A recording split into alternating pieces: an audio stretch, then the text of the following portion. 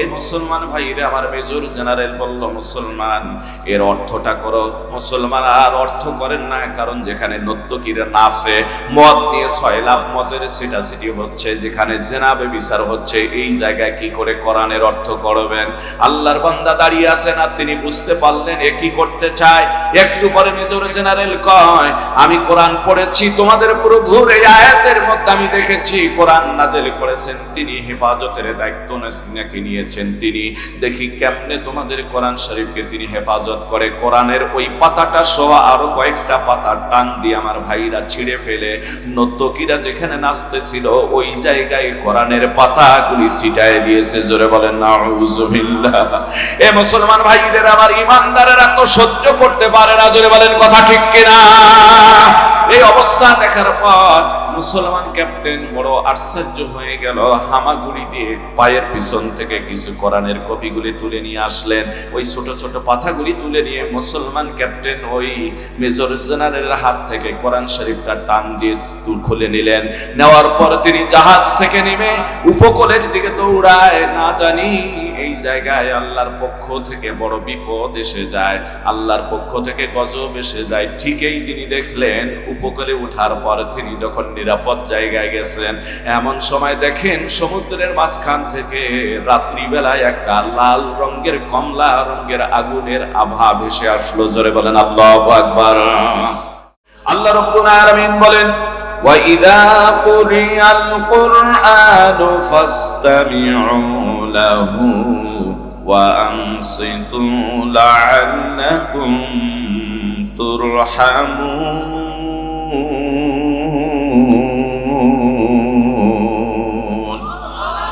আল্লাহ বলেন, বান্দা যখন তোমার সামনে পবিত্র কোরআনে কারীম তেলাওয়াত করা হয় তখন তুমি তা গভীর মনোযোগ দিয়ে শ্রবণ করো এবং নীরব থাকো। লাআল্লাকুম তুরহামুন, এভাবেই তোমার রবের পক্ষ থেকে তোমাদের উপর রহমত নাজিল হবে। জোরে বলুন সুবহানাল্লাহ। এ জামালপুরের ভাইরা, ইসলামপুরের ভাইরা, কোয়ালের চরের ভাইরা, বলুন এই কোরআন শুনলে রহমত আছে না নাই? তাহলে সেই আল্লাহর নামে একটা জোরে আওয়াজ দিয়ে সকালে বলুন আল্লাহ। আরো জোরে বলেন আল্লাহ। আওয়াজ দিয়ে জোরে বলুন আল্লাহ। এ মুসলমান ভাইদের আমার, ইমাম গাযালি রাহমাতুল্লাহ আলাইহি বর্ণনা করেন, যখন মানুষ আল্লাহর নামটা আওয়াজ দিয়ে উচ্চারণ করেন, আমার আল্লাহ রাব্বুল আলামিন ফেরেশতাদেরকে ডাক দিয়ে বলেন, ফেরেশতারা আমার বান্দা হা করে কি বলছে? ফেরেশতারা বলেন, আল্লাহ আপনার বান্দা আপনার নামটা সুন্দর করে উচ্চারণ করেছে। আল্লাহ রাব্বুল আলামিন বলেন, শুনে রাখো আমার ফেরেশতারা, আমার বান্দা আমার নামটা সুন্দর করে দরদ নিয়ে মায়া নিয়ে উচ্চ আওয়াজে উচ্চারণ করেছে। আমি আল্লাহ তোমাদের সাক্ষী রেখে জানাই দিলাম, ওদের জীবনের গোনাগুলি মাফ করে দিলাম। যতটা হা করেছে রহমত দিয়ে মুখটা, নূর দিয়ে মুখটা ভরে দিলাম। জোরে বলুন আল্লাহু আকবার। আর জোরে বলেন আল্লাহু আকবার। এ হয় নাই ভাইরা, আরো জোরে বলেন আল্লাহু আকবার। জবান দিয়েছেন কে? এই আল্লাহর দেওয়া জবান আল্লাহর জন্য উঁচু করা যাবে কি যাবে না? এ মুসলমান ভাইদের আমার, বড় আফসোসের বিষয়, আল্লাহর নবী বিশ্ব মানবতার মুক্তির দিশারিকে এই জমিনে বহু জায়গায় গালি দেওয়া হয়, বহু জায়গায় ব্যঙ্গ করা হয়। কয়েকদিন আগে ভারতে আমার নবীজিকে ব্যঙ্গ করা হলো।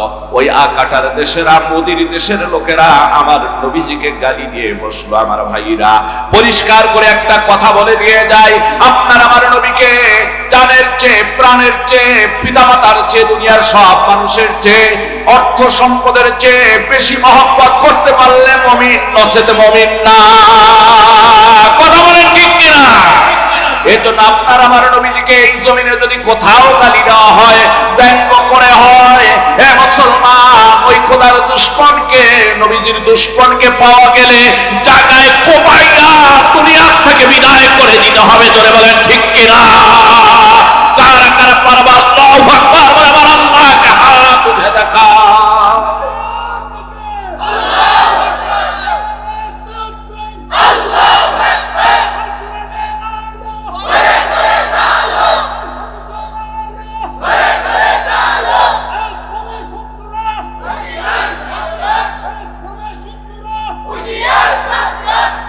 মুসলমান ভাই, আল্লাহু আকবার, এটার নাম হচ্ছে ঈমান, এটার নাম হচ্ছে ঈমান। বলেন আল্লাহু আকবার। আর এগুলি পাওয়ার হয় কি দিয়ে? ঈমানের পাওয়ার বাড়ে যখন কোরআন শোনা হয়। জোরে বলেন সুবহানাল্লাহ। আল্লাহর বক্তব্য হচ্ছে ইন্নামাল মুমিনুনা আল্লাযীনা ইযা যুকিরাল্লাহ, মুমিন তো সেই যখন আল্লাহর কথা স্মরণ করে দেয়া হয় তখন তার হৃদয় অন্তরাত্মা কেঁপে ওঠে। সুবহানাল্লাহ বলেন। ওয়া ইযা তুলিয়াত আলাইহিম আয়াতুহু, যখন আল্লাহর কোরআনের আয়াত তার সামনে তেলাওয়াত করা হয়, ব্যাখ্যা বিশ্লেষণ করা হয়, যাদাতুহুম ঈমানা, ঈমান বেড়ে যায়, ঈমান বৃদ্ধি পেয়ে যায়। চিৎকার করে বলেন আল্লাহু আকবার। সেই ঈমান কিছু সময়ের জন্য বাড়াতে রাজি আছি তো ইনশাআল্লাহ? রাজি আছি তো ইনশাআল্লাহ? মুসলমান ভাইদের আমার, বড়ই আপনারা ভাগ্যের বিষয়। অল্প সময়ের ভিতরে শুনলাম মাদ্রাসার বয়স অল্প সময়, আপনারা এবারও 6 জন ছাত্র না, 6 জন হাফেজ কোরআন আপনারা পাগড়ি দাওয়াত দিতে পারলেন। এটা আপনাদের জন্য সৌভাগ্য, এলাকার জন্য সৌভাগ্য। এরা হচ্ছে জিন্দা কোরআন। এই কোরআন যদি পৃথিবীর জমিনে কোন মুশরিকরা আমার ভাইরা আগুন লাগায় দেয়, এই কোরআন যদি পরিকল্পিতভাবে মানুষের প্রত্যেকটা বাড়িতে তল্লাশি করে, লাইব্রেরিতে তল্লাশি করে সমস্ত কোরআন যদি কোনো বেঈমানরা ছিনিয়ে নিয়ে এইগুলি যদি পুড়ে এবং সমুদ্রে ফালায় দিয়ে নষ্ট করে ফেলা হয়, কিন্তু এই জিন্দা কোরআন যতদিন আছে ততদিন পর্যন্ত কোরআনের কিছুই করতে পারবে না। জোরে বলুন সুবহানাল্লাহ। এজন্য আমার দেশের একজন শিল্পী, নাম হলো নকুল কুমার বিশ্বাস, বেটা হিন্দু, ইসলামের স্টাডি নিয়ে পড়াশোনা করেছে। বেটা কোরআন সম্পর্কে একটা সুন্দর গান গাইলে মহত্ব সম্পর্কে তিনি বললেন, যদি আগুন লেগে ধ্বংস হয়ে যায়, যদি আগুন লেগে ধ্বংস হয়ে যায় পৃথিবীর সব বইয়ের দোকান, তবু বিশ্ব থেকে হারাবে না পবিত্র কোরআন। মারহাবা বলেন। কেমন করে ধ্বংস করবে আগুনের তেজ?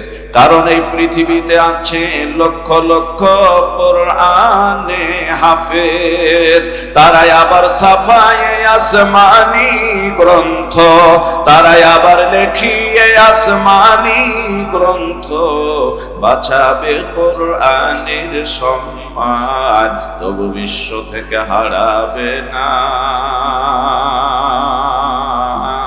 পবিত্র কোরআন। জোরে বলুন মারহাবা। পাকিস্তানের জিয়া মরল দুর্ঘটনায় ভাই, বিমান পুড়ে ছাই হইল, কোরআন পড়ে নাই। আল্লাহু আকবার। এ মুসলমান, এই কোরআনের পক্ষে থাকতে রাজি আছেন কি রাজি আছেন না? আমার আল্লাহ বলেন, ইন্না নাহনু নাযালনা যিকরা ওয়া ইন্না লাহু লাহাফিজুন।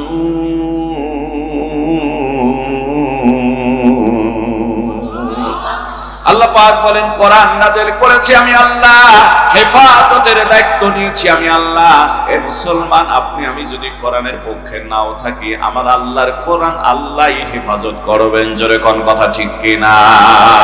আল্লাহ দেখেন কত ক্যাটাগরিতে আল্লাহ কোরআনে কারীমকে হেফাজত করতে পারেন। এই মুসলমান ভাইদের আমার, আপনি হয়তো এই সংখ্যা জানেন না, বাংলার জমিনে প্রায় 7.5 লাখ হাফেজে কোরআন রয়েছে। আল্লাহু আকবার বলেন। 7.5 লক্ষ, তার মানে 6.5 লক্ষ প্লাস হাফেজে কোরআন শুধু বাংলার জমিনে রয়েছে। এখন হাফেজাও অনেক রয়েছে। সুতরাং আমার ভাইরা, এদের দ্বারা আল্লাহ কোরআনে কারীমকে হেফাজত করবেন। কেমন করে হেফাজত করবেন? আমি বললাম, গোটা পৃথিবীর কোরআন যদি আগুন জ্বালিয়ে পুড়ে দেওয়া হয়, একটা হাফেজে কোরআন যদি জিন্দা জীবিত থাকে, একজন আলিম যদি জীবিত থাকে, যিনি ভালো আলেম, এরাব দিয়ে লিখতে পারেন, পড়তে পারেন, আর এরাব বসাতে পারেন, তার মানে জের জবর পেশ ছাড়া যিনি পড়তে পারেন এবং লিখতে পারেন, এমন আলেম যদি থাকে, হাফেজ সাহেব তেলাওয়াত করবে, আলেম সাহেব লিখতেই থাকবে, আবারও কোটি কোটি কোরআন শরীফ উপহার দেওয়া যাবে। জোরে বলেন সুবহানাল্লাহ।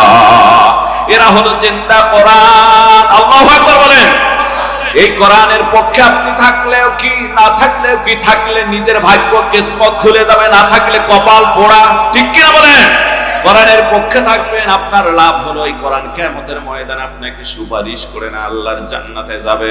হাদিস পড়েছিলাম, আল্লাহর নবী বলেন, মা মিন শাফিইন আফদালু মানজিলাতান ইনদাল্লাহি ইয়াওমাল কিয়ামাতি মিনাল কুরআন লা নাবিয়্যুন ওয়ালা মালাকুন ওয়ালা গায়র। কিয়ামতের ময়দানে আল্লাহর নিকটে আল্লাহর কোরআন হবে সবচেয়ে বড় সুপারিশকারী। এই কোরআন যাকে সুপারিশ করবে ওই লোকটা জান্নাতি হবে। কোরআন যার বিরুদ্ধে মামলা দায়ের করবে লোকটা হবে জাহান্নামী। এই জন্য কোরআনের মামলা খেতে রাজি না কোরআনের সুপারিশ পাইতে রাজি? এই কোরআনের সুপারিশ কারা কারা চান? আল্লাহু আকবার বলে আর একটা বার হাত উঠান তো। আল্লাহ কবুল করে না বলুন আমিন। কোরআন সুপারিশ যদি পাই তাহলে কোরআনের আলোচনা যতক্ষণ হবে একটা লোক ওঠা বসা করব না, পারবো তো ইনশাআল্লাহ। খারাপ লাগতেছে আপনাদের? তুলালেন তো অনেক রাত্রে, কথাও শুনবেন কয়টা, আর রাত 12টার পর ওয়াজ করাও ঠিক না। আসলে আদব সুন্নতের খেলাফ হলো 12টার পরে কথাই না বলা। রাসূল করিম সাল্লাল্লাহু আলাইহি ওয়াসাল্লামের যে তামাম জীবন খুঁজে দেখুন, অহেতুক ইশারা নামাজের পর তিনি সময় কাটান নেই। তিনি কাজে যতটুকু পারছেন সময় কাটানোর পর ঘুমিয়ে পড়েছেন, কারণ হচ্ছেন শেষ রাত্রে তিনি ইবাদত করতেন। সুবহানাল্লাহ। আর আমরা রাত জাগে জাগে শেষ রাত্রে খবর নেই, এমনকি ফজরের খবর নেই। এই কথা কয় না কেন? এই জন্য এই মাহফিলগুলিকে এখন একটু পরিবর্তনের ধারা নিয়ে আসার দরকার। মাহফিলগুলোকে কি নিয়ে আসার দরকার? পরিবর্তনের ধারা নিয়ে আসার দরকার। কারে কি বলবে? সময়ের মূল্য কেউ দিতে জানি না, কেউ সময়ের মূল্য দিতে জানি না, যার কারণে এই অবস্থা। শ্রোতা আসি দেরিতে, বক্তা যদি থাকে তাহলে বক্তা এমন ভাবে বক্তব্য দেয় যাতে পরের বক্তারা টাইম না থাকে, অথবা একদম 12টা পার হয়ে যায়। কথা কন না? আমাদের দ্বিতীয় মেহমান তো কম সময় পেয়েছেন, তারপর যা হোক আরো অন্যান্য আপনাদের আলোচক সব মিলে আজকের মাহফিল বেশ ভালোই রাত হয়েছে। হয়েছে কিনা ভাই? আমাদের বাঙালিদের টাইমের ব্যাপারে খুবই লুজ। ট্রেন আসতো 9টার ট্রেন 11টা, 11:30টায় 12টা বাজতো। একদিন দেখতেছে সঠিক সময় 9টার ট্রেন জাস্ট 9টার সময় এসেছে। খুব খুশি, দৌড়াচ্ছে আর বলতেছে, বাহ, এত সার্ভিস ভালো হয়ে গেল কি করে, 9টার ট্রেন 9টায় আসছে। আর একজনে বলতেছে, এই এত খুশির কারণ নেই, এত খুশি হয়েও না, এটা গতকাল 9টার ট্রেন আজকে 9টায় আসছে। গতকাল 9টার ট্রেন আজকে 9টায় আসছে। এই হচ্ছে আমাদের সময়ের গুরুত্ব। কথা বলেন না কেন মুসলমান ভাইরা? আসুন, যে সময়টুকু আমরা পাবো, কোরআন নাযিল করেছেন কে? হেফাজত করবেন কে? আল্লাহ। ছোট্ট একটা উদাহরণ দিই, ছোট উদাহরণ দেই মুসলমান ভাইদের আমার। তুরস্কের জমিনের মধ্যে 2000 সালের মধ্যে বিশাল বড় একটা একটা ঘূর্ণিঝড় হয়। এই ঘূর্ণিঝড়ে একজন নয়, দুইজন নয়, প্রায় 50,000-এর উপর মানুষ মারা যায়। কতগুলি? জোরে বলেন। 50,000-এর উপর, অর্ধ লক্ষ লোক মারা যায়। এই ঘূর্ণিঝড়টা হওয়ার কারণ একজন বর্ণনা করলেন আমার ভাইরা। তিনি 3টা পত্রিকার ভিতরে সাক্ষাৎকার দিয়েছিলেন। একটা পত্রিকার নাম হলো শাইহান পত্রিকা জর্দানের, আর একটা পত্রিকা হলো কাতারের আন-নুখবা পত্রিকা, আর এক পত্রিকায় সাক্ষাৎকার দিয়েছিলেন ঘূর্ণিঝড়টা কেন হয়েছিল। এই পত্রিকার নাম হলো বাহরাইনের পত্রিকা। আমার ভাইরা, এই পত্রিকার নাম হলো আন-নুখবা পত্রিকা। এই 3টা পত্রিকার ভিতরে সাক্ষাৎকার দেওয়া হলো শাইহান আর আন-নুখবা এবং আল ওয়াতান নামে একটা পত্রিকায়। 3টা পত্রিকায় সাক্ষাৎকার দিলেন লোকটা। তিনি বলেন যে তুরস্কের 30 জন মেজর জেনারেল চাকরি শেষ হয়ে গেল, রিটায়ার্ডের সময় হয়ে গিয়েছে। তার মানে তারা রিটায়ার্ড পারসন, তাদের বিদায় দিতে হবে। এই বিদায় সংবর্ধনা অনুষ্ঠান করা হলো নৌঘাটিতে, নৌজাহাজে বিশাল বড় হলরুম। সেখানে রাত্রিবেলায় এই অনুষ্ঠান শুরু হয়ে গেল। আমেরিকার 30 জন মেজর জেনারেলকে দাওয়াত করা হলো। আমার ভাইরা, এরপর ইসরায়েলের 30 জন মেজর জেনারেলকে দাওয়াত করা হলো। ওরা সকলে এই ইনভাইটে চলে আসলো। সুন্দরী নর্তকীদেরকে বেছে বেছে নিয়ে আসা হলো নাচ গান করার জন্য। আর এরপর শুরু হয়ে গেল রাত্রিবেলায় অনুষ্ঠান। এমনকি সেখানে অনেকগুলি যৌনকর্মী সুন্দর সুন্দর মেয়েদের বেছে নিয়ে আসা হলো। রাত্রিবেলায় অনুষ্ঠান চলতেছে, নিশি রজনী হয়ে গেল। হঠাৎ করে একজন মেজর জেনারেলের মাথায় চিন্তা আসলো, বুদ্ধি আসলো, আমি এই কোরআনের একটু অবমাননা করব। মুসলমান একজন ক্যাপ্টেন ছিল, এই মুসলমান ক্যাপ্টেনকে ওই মেজর জেনারেল বললেন, তোমাকে মাঝে মাঝে কোরআন পড়তে দেখতাম, যাও তোমাদের কোরআনটা নিয়ে আসো। মেজর জেনারেল চিন্তা করলেন, আহারে এই কোরআন আনলে আমি এর সামনে আজকে এদের আল্লাহর, এদের খোদার, এদের প্রভুর আজকে ক্ষমতাটুকু একটু প্রমাণ করে দেব। আর সাথে সাথে মুসলমান ক্যাপ্টেন ভয়ে জড়সড় হয়ে গেল, আহা এমন জায়গায় কি কোরআন শরীফ নিয়ে আসাটা ঠিক হবে? এর তিনি কোরআন আনতে যান না, দাঁড়িয়ে আছেন। ধমক দিয়ে বললেন, বেটা যাও একটা কোরআনের কপি নিয়ে আসো তো, এই কোরআনের কপিটা আমার দরকার। কোরআন শরীফ নিয়ে আসা হলো। মেজর জেনারেল বললেন, হে মুসলমান ক্যাপ্টেন, এই কোরআনটা খোলো, 14 পারা বের করো। 14 পারা তিনি বের করলেন। এবার বললেন, সূরা হিজরের 9 নম্বর আয়াত তেলাওয়াত করো। সূরা হিজর খোলার পরে 9 নম্বর আয়াত তেলাওয়াত করলেন। 9 নম্বর আয়াতের ভিতরে আল্লাহ রাব্বুল আলামিন জানায় দিয়েছেন এই কথাটা, ইন্না নাহনু নাযালনা যিকরা ওয়া ইন্না লাহু লাহাফিজুন। জোরে বলুন আল্লাহু আকবার। আল্লাহ রাব্বুল আলামিন বলেন, এই কোরআনে কারীম নাযিল করেছি আমি আল্লাহ, হেফাজতের দায়িত্ব নিয়েছি আমি আল্লাহ। এটাই হলো এর অর্থ। মাঝখান থেকে আগুন উঠে গেল। আমার আল্লাহ বলতে পারেন সমুদ্রের ভিতরে থেকে আগুন বের করতে পারে কি পারে না?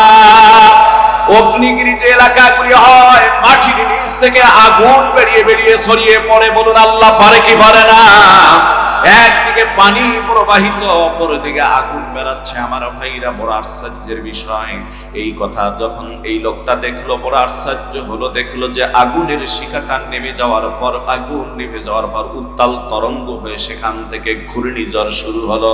কয়েক ফিট উঁচু হইয়া সমুদ্রের পানিগুলি উপরের দিকে আসতেছে। মুহূর্তের ভিতরে আঘাত করে ওই জাহাজে যারা ছিল সবগুলি নাস্তানাবুদ, একবারে জাহাজ সহকারে শেষ করে ফেললো। আল্লাহর বান্দা কোরআনটা নিয়ে একটা বুকের মধ্যে কোরআন শরীফ চেপে ধরেছে, আর একটা গাছের উপরে উঠে গাছের ডালের মধ্যে শক্ত করে ধরেছে। আমার আল্লাহ রব্বুল আলামিন কোরআনের বদৌলতে এই লোকটাকে এত বড় ঘূর্ণিঝড়, 50,000 লোক মারা গিয়েছে, কিন্তু আল্লাহ তাকে অক্ষত অবস্থায় রেখেছেন। জোরে বলুন সুবহানাল্লাহ। এ মুসলমান ভাইদের আমার বলতে পারেন, হুজুর এটা কি সম্ভব?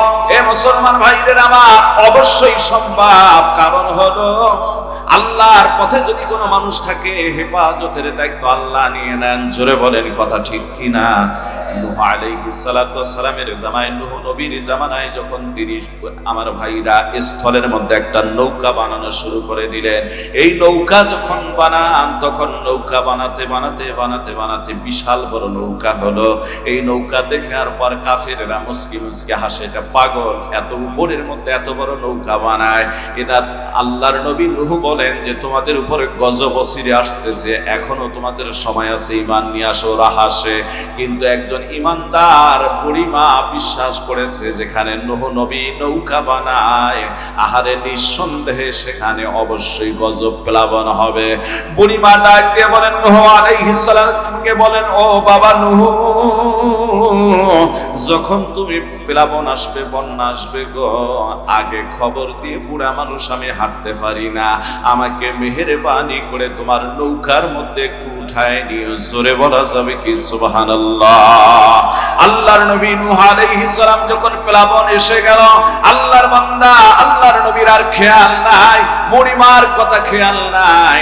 আল্লাহর বান্দা সকল জীবজন্তু ঈমানদারদেরকে এই নৌকার উঠানোর পর আল্লাহর বান্দা যখন চলে যাচ্ছে। 40 দিন পর্যন্ত বিশাল বড় প্লাবন, এই নৌকা জুতি পাহাড়ের মধ্যে গিয়ে ঠেকে গেল নৌকা। আমার ভাইরা বন্যা শেষ হয়ে গেল, প্লাবন শেষ হয়ে গেল, বাড়িতে ফিরে আসলেন আল্লাহর নবী নূহ। সাথে সাথে মনে পড়ে গেল বুড়িমার কথা। আল্লাহর নবী নূহ আলাইহিস সালাম হাঁটি হাঁটি পা পা করে ওই ধাপনি জায়গার মধ্যে যেখানে তিনি ছোট্ট করে একটা ধাপড়ি আকারে তুলে আছেন, আমার ভাইরা ছোট্ট পুরো ঘর করে তুলে আছেন আল্লাহর নবী। আল্লাহর নবী দেখলেন বুড়িমা তার আগেই জানতেন একটা ছোট্ট কুড়ো ঘুরে বসবাস করেন। আল্লাহর নবী ওখানে হাঁটি হাঁটি পা পা করে যায়, মনে মনে ভাবলেন আহারে বুড়িমা কতই বলেছিলেন তাকে নৌকায় উঠানোর জন্য, আমার তো স্মরণ ছিল না, না জানি বুড়িমা দুনিয়া থেকে আজ শেষ হয়ে গিয়েছে। আমার ভাইরা ওখানে গিয়ে যখন একটা ডাক দিয়েছেন বুড়িমা, ওই ধাপড়ি গিয়ে দেখেন কিংবা ওই কুড়ো ঘরটা গিয়ে দেখেন অক্ষত অবস্থায় সুন্দর অবস্থায় আছে। আল্লাহর নবী বড় আশ্চর্য হয়ে গেলেন, বাইরে থেকে ডাক দিয়েছেন বুড়িমা। ডাক দিতে দেরি রে ভাই, ভিতর থেকে জবাব আসছে, বাবা নূহ বন্যা বুঝি আসবে, তুমি কি আমারে নিতে আসছো? জোরে বলা যাবে কি সুবহানাল্লাহ? বলুন আল্লাহু আকবার। আল্লাহর পথে থাকলে এভাবে সাহায্য আসে। সুতরাং আমার ভাইরা একটা কথা আপনাদেরকে বলে দিয়ে যাই, বিগত দিনগুলির ভিতরে 16 বছরে আমরা দেখেছি অনেক বক্তৃতা আমরা শুনেছি। শুধু 16 বছর না, এটা বললে ভুল হবে, এই দেশকে অর্থাৎ গোটা ভারতবর্ষকে শাসন করেছিলেন ব্রিটিশরা। 200 বছর পর্যন্ত দুঃশাসন করেছিলেন। আমাদের শান্তি নামে হরিণ আমরা পাইনি। কথা বলেন নাই? স্বাধীনতার 56 বছর গেল, আমরা যারাই বলি না কেন কেউ এদেশে শান্তি নামে হরিণ দিতে পারে নাই। কথা কি এক? কথা বলেন না কেন? কেউ শান্তি দিতে পারে নাই। সুতরাং অনেকে অনেক নাম বললেন, কেউ বললেন প্রথম বাংলা, কেউ বললেন প্রথম বাংলা, কেউ বললেন শেষ বাংলা। দেখেছি আর নতুন কোন বাংলা দেখতে চাই না। আগামীতে গড়তে হবে কোরআনের বাংলা, আল্লাহর কোরআন দিয়ে রাষ্ট্র চালাতে হবে। কারা কারা প্রস্তুত আছেন? আল্লাহু আকবার বলে হাত দেখা। আল্লাহ কবুল করুক, বলুন আমিন। রাত যখন গভীর হয় তখন ওয়াজ আর বেশি ভালো লাগে না, ঘুমের ভাব চলে এসে যায়। আপনাদের কষ্ট হচ্ছে? হ্যাঁ, যাতে কষ্ট না হয়, আমাদের শেষে যেন 2 ফোঁটা চোখের পানি সকলের আসে, এই লক্ষ্যে আমরা 2-4টা কথা বলবো ইনশাআল্লাহ। বলুন ইনশাআল্লাহ। সময় দিবেন তো একটু? এ ভাইরা, এখানে অনেকে আছেন এরকম ব্যক্তি যার মা নাই, বাবা নাই, দুনিয়ার থেকে বিদায় হয়ে গিয়েছে। এটা যাওয়ার আশারই একটা পালা, কিন্তু কারো মৃত্যুটা হয় অনেক সৌভাগ্যের, আর কারো মৃত্যুটা হয় বড় কষ্টের। কথা বলেন দেখুন, এই জমিনের মাটি, ওই যে বললাম না কোন জমিনের মাটি আমার হবে গোরস্থান, মাটি কোথায় যে হবে এটা বলার কোনো সুযোগ আপনার বাসায় এখানে আপনি মাটি এখানে পাবেন বলে মনে হয় না, যদি আল্লাহ কবুল না করে। কথা কথা শুধুই কি তাই?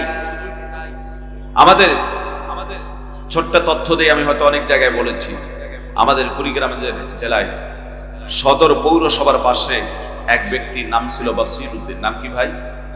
জোরে বলেন না কেন? বসির উদ্দিন। এই লোকটার নাম বসির উদ্দিন, কিন্তু নাম বসির হওয়ার পর লোকে ডাকতো ঘুঘু মুন্সি। কি মুন্সি? এই লোকটা মারা যাওয়ার পর কবর দেয়া হলো। এই লোকটার কবর দেওয়ার পর 22 বছর পর নদীর ভাঙ্গনে লাশ বেরোলো। নদীটার নাম হলো ধল্লা নদী। 22 বছর পরে দেখা গিয়েছে তার কাপড়ের কাপড় অক্ষত, একদম তরুতাজা কাপড়, মনে হয় কালকেই কাপড়ের কাপড়ে পড়াইয়া কবরে রাখা হয়েছে। জোরে বলেন সুবহানাল্লাহ। লাশের অস্তিত্ব তো কয়েকদিন গেলে কবরে থাকে না। কথা বল না কেন? আর 22 বছর অতিবাহিত হয়েছে, এই কাপড়ের কাপড় কবরের মধ্যে অক্ষত। আল্লাহর বান্দার কাপড়ের অক্ষত, লাশ অক্ষত। ওখান থেকে লাশটি তুলে দাপন করলেন এমন জায়গায়, আর কোনো কবর নেই, শুধুমাত্র একটি কবর। আল্লাহ তাআলার কি মেহেরবানি, আবার 10 বছর পর নদীর ভাঙ্গনে লাশ বেরালো। কত বছর হলো ভাই? 32 বছরের পরও এই লাশটা অক্ষত, কাপনও অক্ষত। জোরে বলা যাবে কি সুবহানাল্লাহ? ওদিন আপনাদের পল্লাকান্তিতে আমি প্রোগ্রাম করে গিয়েছি, এই যে দেওয়ানগঞ্জ থানার পল্লাকান্তি ব্রিজ। বাসায় গিয়ে সারা রাত গিয়েছি, পৌঁছেছি, ড্রাইভার খুব ক্লান্ত। তো আমি দেখতেছি হাজার হাজার মানুষ ছুটতেছে। বললাম কোথায় যাচ্ছে? কয় বসির উদ্দিন ঘুঘু মুন্সির লাশ বেরোইছে, আবার উঠে দেখতে যাচ্ছি। এখন 32 বছর, লাশ নাকি অক্ষত অবস্থায় আছে। ড্রাইভারকে বললাম তুমি খুব ক্লান্ত, গাড়ি চালাইছো, বাসায় যাও, আমি একটু নিচে গিয়ে আসি। আমি নিজে গেলাম, হাজার হাজার মানুষ বেষ্টন করে রেখেছে। এই বেষ্টনীর ভিতরে প্রবেশ করলাম, বাঁশ দিয়ে ঘিরে রেখেছে। অর্ধ লক্ষেরও বেশি লোক হয়েছে লাশটা দেখার জন্য। আমি বাঁশের বেষ্টনীর ভিতরে ঢোকার পর মনটা চাইল মুখটা খুলে দেখি। আমি যখন কাপড়ের মধ্যে হাত দিয়েছি মুখের দিক থেকে খুলবো, কসম আল্লাহ, এ কোরআন সামনে সাক্ষী, আমি তার দাড়ি মোবারক একটা দেখতে পেরেছি। বলুন আল্লাহু আকবার। মনে চাইলো, কিন্তু একদিকে ভাবলাম 32 বছর, এটা কি খোলা ঠিক হবে? এটা তো ঠিক হবে না, কোরআন হাদিস তো এটাকে অ্যালাউ করে না। পায়ের পেছনের দিকে গেলাম, হাঁটু এবং গিরার মাঝখান দিয়ে দুই পায়ের উপর থেকে আস্ত করে চাপ দিতে থাকলাম। চাপ দিতে দিতে মানে আমি কাপড়ের উপর দিয়ে চাপ দিচ্ছি যে তার গোশতগুলি বা হাড়ের অবস্থা কি। চাপ দেওয়ার পর আমার কাছে মনে হয়েছে তারা গোশত ঠিক আছে, শুকিয়ে গেছে হয়তো, এতটুকু কোনো গন্ধ নাই, কিচ্ছু নাই, লাশটা অক্ষত। জোরে বলা যাবে কি সুবহানাল্লাহ। এ মুসলমান, এই লোকটার বাড়িতে পরপর 3 দিন গিয়েছি, তার 3 ছেলে, কিছু তথ্য নিয়ে এসেছি লোকটার কি আমল ছিল, কেন তাকে আল্লাহ এত সম্মানিত করেছেন। লাশ তো ফেরাউনের অক্ষত আছে, কিন্তু ফেরাউনকে আল্লাহ বেইজ্জতির সাথে রাখছেন, উলঙ্গ কাপড় ছিল না। কথা বলেন না কেন, ঠিক কিনা? আজও গেলে মানুষ থুথু দেয়, কথা বলেন না? আল্লাহ বলেন, তুই আমার সমকক্ষ মনে করেছিস, তুই আমার দুশ্মন, সারা জীবন বেইজ্জতির সাথে ধরে রাখবো। যদি শুধু গ্লাস দিয়ে ঢাকা না থাকতো, থু দিয়ে মানুষ বুঝি ভাষায় কিন্তু করে। তার পোশাক ছিল না শরীরে। আর আল্লাহ পাক এই লোকটাকে কত সুন্দর অবস্থায় ইজ্জতের সাথে এত বছর কবরে রাখলেন। জোরে বলুন সুবহানাল্লাহ। এই লোকটার কিছু গুণের কথা শুনতে পেরেছি, শেষে শোনাবো একটু ইনশাআল্লাহ। রাজি আছেন তো ইনশাআল্লাহ? মুসলমান ভাইদের আমার, নিশি রজনীর জন্য কটা কথা বলবো জানি না, তারপরে খুব সংক্ষেপ আকারে 2-4টা কথা আপনাদের মাঝে বলে দিয়ে যাই। তাহলে এই কোরআনে কারীমটা হচ্ছে আল্লাহ রাব্বুল আলামিনের ঔষধি বাণী। এই কোরআনের পক্ষে আমরা থাকবো। কোরআন যদি কাউকে কিয়ামতের ময়দানে সুপারিশ করে, যেহেতু সরাসরি আল্লাহর বাণী, লোকটা হয়ে যাবে জান্নাতি। আর কোরআন যদি কারো বিরুদ্ধে মামলা দায়ের করে, লোকটা হবে জাহান্নামী। জোরে বলেন কথা ঠিক কিনা? এ মুসলমান ভাইদের আমার, এই কোরআনের মহত্ব লক্ষ্য করুন। যে মাদ্রাসাগুলি আপনারা দিয়েছেন, এখানে লেখা আছে ইয়াতিমখানা। কথা কয় না? আছে ইয়াতিমখানা লেখা আছে। যদি ইয়াতিমখানা লেখা থাকে, তাহলে নিঃসন্দেহে 2-4 জন ইয়াতিম বাচ্চা ওখানে থাকতে পারে। অথবা আমার ভাইরা পরিকল্পনা আছে ইয়াতিমদেরকে এখানে পড়াশোনা করানোর জন্য।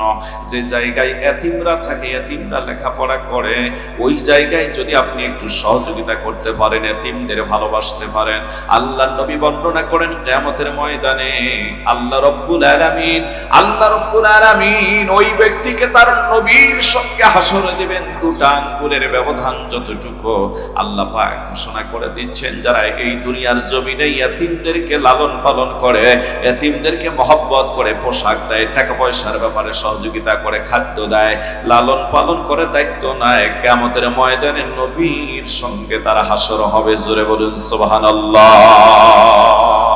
এই ইয়াতিমের পক্ষে থাকতে রাজি আছি। একটা কথা বলি, হয়তো আপনাদের অভিজ্ঞতা নাই, এই জন্য আপনাদেরকে বলতেছি। ভাইরা আমার,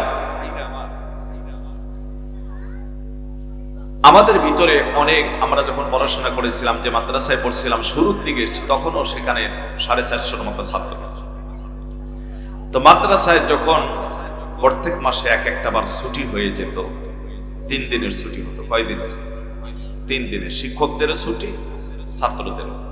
আবার এটাকে পরে আসে 2 মাসে ছুটি দিল, 1 দিন বাড়ায় 4 দিনের ছুটি। 2 মাস পর 4 দিন ছুটি। শুরুর দিকে পেয়েছিলাম 3 দিনের, 1 মাস পর। তো বৃহস্পতিবার, যখন শেষ বৃহস্পতিবার মাসের এই ছুটি হয়ে যেত, কিছু কিছু ইয়াতিম বাচ্চা একে অপরকে জড়িয়ে ধরে কঠিন কান্না দেখেছি, নিজেরাও কেঁদেছি। কারণ হলো, আমারও তো আমার ভাইরা 1989 সালে আমি আমার মা জননীকে হারিয়েছি, বাবাকে হারিয়েছি 94 সালে। 1989 সালে, 88 সালে আমার ছোট বোনটার জন্ম। ছোট বোন এবং 2টা ভাই, মা বাবার সম্পর্কে কিচ্ছু তাদের ধারণা নেই। তারা বলতেই পারবে না মা কেমন ছিল, বাবা কেমন ছিল। কারণ ছোট বোনের বয়স 1 বছর, ছোট ভাই 2টার বয়স হয়তো কি 6-7 বছর এরকম হবে। তো এরা কিছু বলতে পারতো না। এত বেশি এদেরকে নিয়ে মাঝে মাঝে কাঁদতাম। তো যখনই বৃহস্পতিবার মাদ্রাসা মাসের শেষে বন্ধ হয়ে যেত, অনেক এতিমদেরকে দেখতাম তার কাঁদতো, আহারে বাড়িতে গিয়ে কি করব, যেখানে বাবা নাই, যেখানে মা নাই। অনেকে গিয়ে মাকে মা বলে ডাক দিবে, মায়ের কোলে একটু মাথাটা রেখে ঘুমাবে, মায়ের কাছে একটু সময় ব্যয় করবে, কিন্তু আমার মা নেই, বাবা নেই, বাড়ি গিয়ে কি হবে। কিছু কিছু এতিমদেরকে দেখেছি ঈদের সময় পর্যন্ত তারা মাদ্রাসা থেকে ছুটি নিয়ে যেতে চাইতো না। কোথায় যাব, ওই মাদ্রাসায় থেকে, মাদ্রাসায় চামড়া কালেকশন হয়, কাজের ভিতরে থেকে এর ভিতরে এলেমের ভিতরে তারা কাটিয়ে দেওয়ার চেষ্টা করেছিল।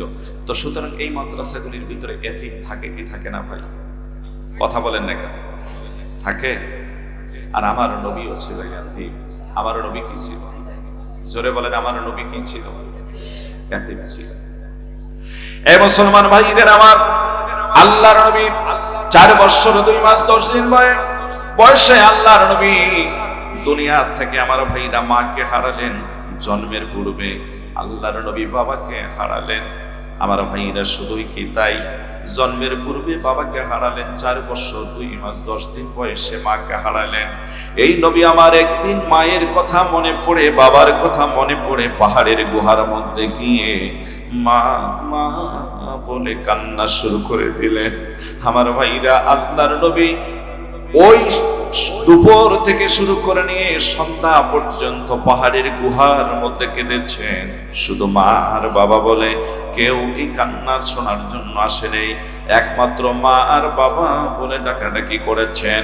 মুসলমান ভাইদের আমার, যখনই সন্ধ্যা হয়ে এসেছে, আবু জাহেল ওই রাস্তা দিয়ে যায়, দেখেন কে যেন পাহাড়ের গুহার মধ্যে মা মা বলে কান্নাকাটি করে, বাবা বাবা বলে কান্নাকাটি করে।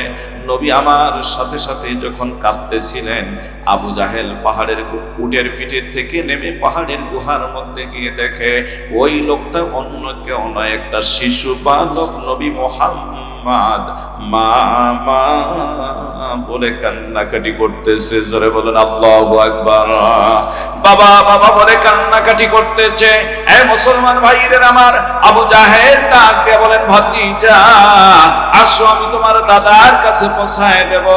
ভাতিজাকে টান দিয়ে নিয়ে এসে উটের পিঠের মধ্যে বসালেন। উটকে কত চাবুক মারে, উট সামনে আগায় না।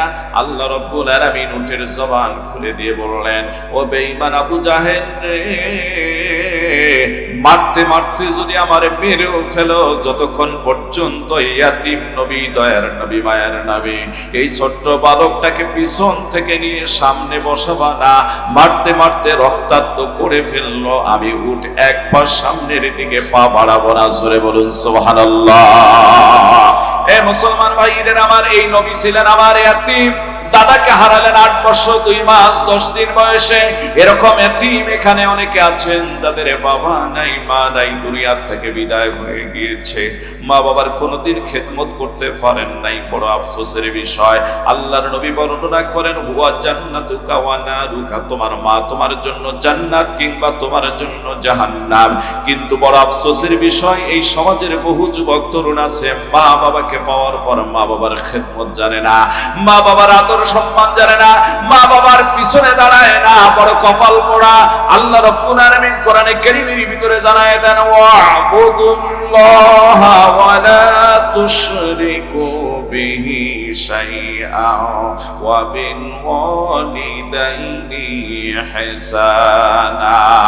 আল্লাহ বলেন, বান্দা তুমি আল্লাহর বান্দা, ওয়া'বুদুল্লাহ, আল্লাহর ইবাদত করবে, ওয়া লা তুশরিকু বিহি শাইআ, তার সাথে কোনো কিছুকে শরীক করবে না, অংশীদারি স্থাপন করবে না। ওয়া বিল ওয়ালিদাইনি ইহসানা, আর তুমি তোমার পিতা মাতার খেদমত করবে। জোরে বলা যাবে কি সুবহানাল্লাহ। মুসলমান ভাইদের আমার, বড় আফসোসের বিষয়, আজকে কেউ মা বাবা না থেকে কান্নাকাটি করে, আর কিছু মানুষ মা বাবা পাওয়ার পর ওই যুবকরা মা বাবারে সম্মান করে না, আদর করে না, যত্ন করে না, মা বাবার খবর রাখে না, 3 কথার সাথী পাইয়া ভুলে গিয়েছে, শ্বশুর শাশুড়ি নিয়ে ব্যস্ত, বন্ধু বান্ধব নিয়ে ব্যস্ত। আমার ভাইরা বড় কপাল পুড়ে ফেলেছে। এই জন্য আমি মাঝে মাঝে বলে থাকি, মক্কা মদিনার যদি ইমাম হও, আর যত বড় মুফতি মুহাদ্দিস বক্তা যদি হও, যত বড় তাবলীগের আমলদারি হও, যত বড় হাজী সাহেব হও, যত বড় তুমি চনমনের মুজাহিদ হও, আর যত বড় জামাতি ইসলামের আমির হও, যদি তুমি মা বাবার একটু খেদমত না করো, যদি তাদের দোয়া না থাকে, আল্লাহর কসম তোমার ভাগ্যে জান্নাত জুটবে না। জোরে বলেন কথা ঠিক কিনা?